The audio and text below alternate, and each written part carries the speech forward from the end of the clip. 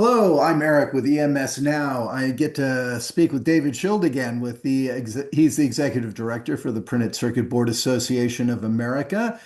And David wanted to follow up. We just spoke recently, but in between there, you guys released the documentary was released that you did in collaboration with the Alliance for American Manufacturing. The New Frontier. Tell us about it. Yeah, so I'm really excited that in partnership with the Alliance for American Manufacturing, we were able to produce a short film about what's going on in America's PCB industry, the contraction that we've had over several decades, and of course, Eric, the need to reshore and restore capacity. And it features, two companies I think people are familiar with, K&F Electronics as well as Summit Interconnect. And it tells the story through the eyes of employees, families, and talks about the manufacturing priority that we have in this country. So, if you've got 20 minutes to learn about our industry and what we need to do, I think to bring it back to its former glory, this is a really great film.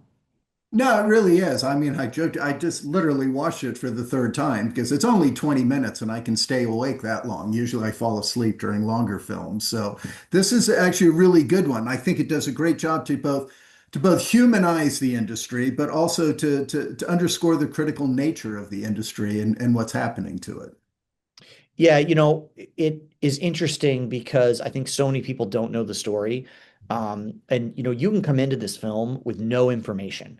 You don't need to know anything about printed circuit boards. That's part of the reason we made it was because there's so many audiences, especially in Washington, D.C., Eric, who are hearing about circuit boards for the first time.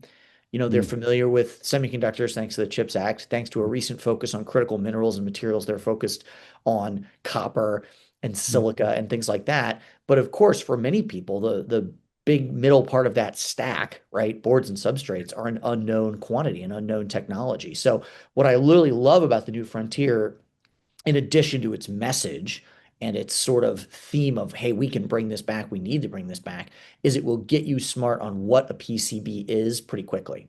Yeah. And I was going to highlight two of the speakers in there. The one from the Vice President of Technology with Summit Interconnect there, the Jerry Pertia. Yep. He talks about PCB as like a city. And I found that just such a great imagery to invoke to explain it.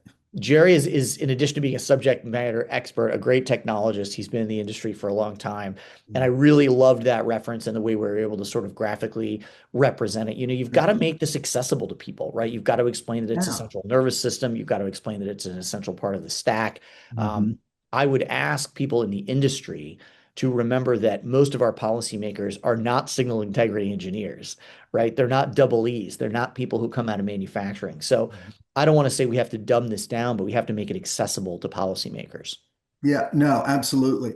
And the other thing that struck me was the gentleman from K&F Electronics, Sean Kincaid. Yeah. He says in there, and I think it really captures the one of the main themes is, and his quote was, "How can you sell a finished product cheaper than I can buy the materials for?" Right? I mean, that really underscores the challenge that this industry, how everything went overseas. Yeah, Sean really calls attention to something we've been talking about for a long time, and that is that US companies are not losing to foreign companies, they're losing to foreign governments. And Exactly. Sean makes the point in this film that it's subsidies, right? Whether it's worker housing, whether it's economic opportunity zones, whether it's a lot of the capital expenditures being done by the government, low cost loans. Other nations have been running an industrial policy race for decades, and we started within the last few years. So I think his story is one that really resonates. No, absolutely. And it's that issue about security, right? It's if you send your Gerbers overseas, you've pretty much sent you risk losing your IP. It's that simple, Yeah, that's right. And but he also, I think the story there is a great one because he showed great grit and determination really by expanding his service offer. He says business, I think it was his father that was on there saying, 8 years ago, I almost shut this down. But Sean said, no, give us a chance. And he expanded. He grew into assembly and then also design. And, Yeah. and it's helped keep the business and grow the business there. That shows great kind of American grit, I thought.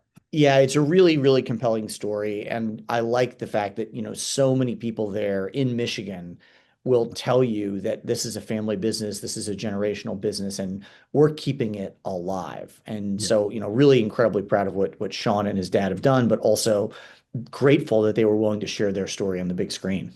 Yeah, no, exactly. And then, of course, after those, it went to the big Ohio, the big Intel plant, right? Hmm. Shows the VAS and even the connection with the local unions and how it's creating jobs and how important that is. So I think just over, and then it ties it back to the printed circuit board at the end. So I think you guys did a fantastic job with this. I think it really tells the story well.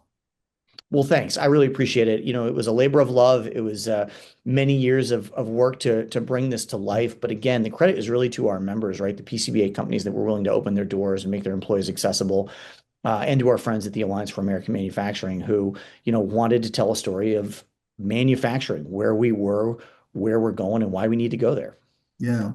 So I know that this doesn't mean that your job in Washington, D.C. is done. This just gives you another, Sure. quiver, right? Tell me, how do you leverage this now forward within Washington and the work you're doing there? Yeah, it's a great storytelling vehicle, Eric, and that's one of the major reasons we produced it. You need a short, attention-grabbing film that will educate people, right? But also has that call to action. What do we need to do? We need to invest in this industry. We need to create policies that are favorable for this industry. So, we of course had a big premiere in DC where we showed this to a lot of policymakers. But, it's one of the things that we lead with when we go into Hill offices is, hey, if you've got 20 minutes, this will really bring you up to speed on this issue, and it humanizes it. And when you go to DC, being able to talk about economic impact is great. Being able to talk about technological competition is important. Being able to talk about jobs and workers and careers and the communities that surround these factories, boy, that is really important. And I think that's part of what this film does. And of course, it's one of the reasons we made it was I want Hill staff, I want elected officials to see the human side of PCB manufacturing. No, and I think that's what I said early. That's what really comes out. You really humanized it and showed the job growth. I mean, the Intel piece, what they're doing with the Union Hall and showing, the increase in the members there as a result. I think that was a great message that, especially if people care about their constituents back home, right? That I think underscores that beautifully. So where give any progress there on the Hill? I know you're there. You're beating the Yeah, whole. I'm here in Washington this week, and I'm excited because we're meeting with more offices from states like Michigan, from states like California, who I'm hoping will jump on to HR 3597, the PCBs Act. And of course, we're here talking to folks in the Senate and the administration as well. There is a real focus at the Department of Commerce now on data center build outs. There is a recently announced plan for the Army to put data centers on Army bases. And of course, we are watching that pretty carefully to see who's going to build those data centers and what kind of components are they going to have if they're going to be on military property. That's certainly an issue that we're tackling. And the budget is just about to come out in detail, right? There's been sort of what we call a top line release, but we expect here in the next few weeks that we're going to see details around where is or is there not money for American made microelectronics. And so that's one of the issues we're trying to get ahead of with the armed services and the appropriations committees. Are you going to make strategic investments in our industry? Mhm. So, for people like myself or people watching who want to kind of support this, I know you can join PCBAA if you're interested, but I'm also thinking we can also, as citizens, reach out to our local reps, right, for encouragement. Do you advocate for that as well? Yeah, absolutely. We've got a letter writing tool, and you can find it on our website, and of course, it's on our social media platforms as well. But it allows you to reach out to your members of Congress and talk about the importance of 3597, the importance of these kind of investments and these kind of tax credits in the PCB industry. And what I would say is, yeah, we want as many people on the PCBAA team as possible. But if you are somebody in this space, if you're part of this technology stack, if you're part of this ecosystem, absolutely, like use our tool to contact your lawmaker and Mhm. make your voice heard. Constituent interest does drive priorities in a lot of offices. So it may be that your member of the House or your senator is hearing for the first time that there is some part of the PCB supply chain in their district when you contact them. But boy, it makes my job easier when I go in and they go, "Oh, we heard from so and so that they're making boards, that they're doing assembly, that they're doing raw materials.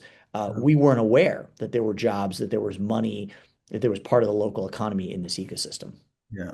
No, that's brilliant. I'm glad to hear about that you have that tool on there. I'll actually look at that and send it to mine here in Texas because God knows I'm a proponent of this. Before I let you go, annual meeting coming up. Yeah. Yeah. The fifth annual PCBAA annual meeting, our biggest and best meeting ever. Thank you.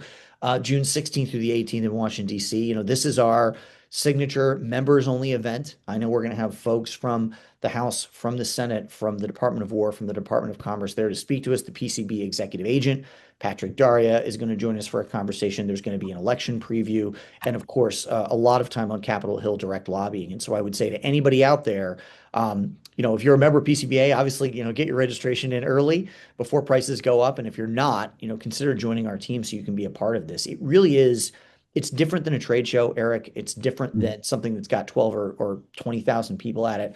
This is 75 to 80 industry executives from every part of the ecosystem in a room, no press, off the record with government officials, and then on the Hill lobbying. And I just think that's a unique kind of gathering.